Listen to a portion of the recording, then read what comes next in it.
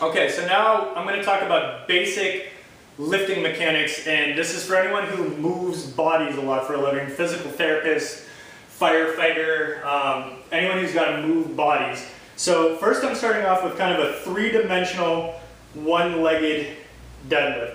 So you have the band hooked up to a bar, any straight bar will work fine, and you're just dropping down.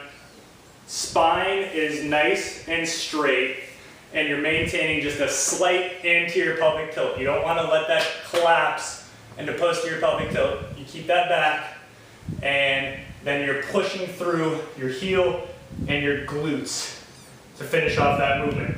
The band's trying to pull you into internal rotation, you're countering with external rotation, and by being on one leg, you gotta work your abductors a lot more. Now you can go up and just use something basic for just a one-legged deadlift.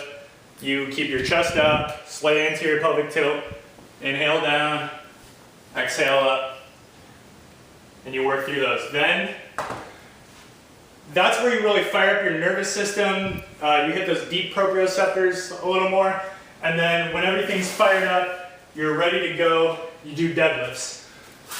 Deadlifts, you can use a straight bar.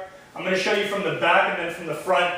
So you want to try and get the object as close to your body as you can. Maintain that straight spine, a little bit of anterior pelvic tilt. Nice long back of the neck, you're not down. You're thinking about that little bit of retraction in your neck, and you're coming up. Just a slight posterior pelvic tilt at the top, because you want to activate your glutes a little bit at the top.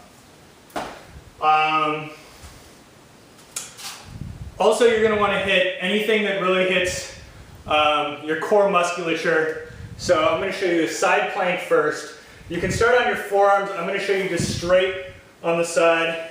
You want to think being as tall as possible. You don't want to let gravity push you down at all. So you're protracting your scapula, which looks like this. You're protracting your scapula, you're not letting it collapse. And then as you get stronger, you lift a leg as well. You always want to think nice straight lines. You don't want to be here. You should be able to do this in socks. If you're lined up perfectly, you won't slip. If you're not lined up perfectly, you'll start sliding.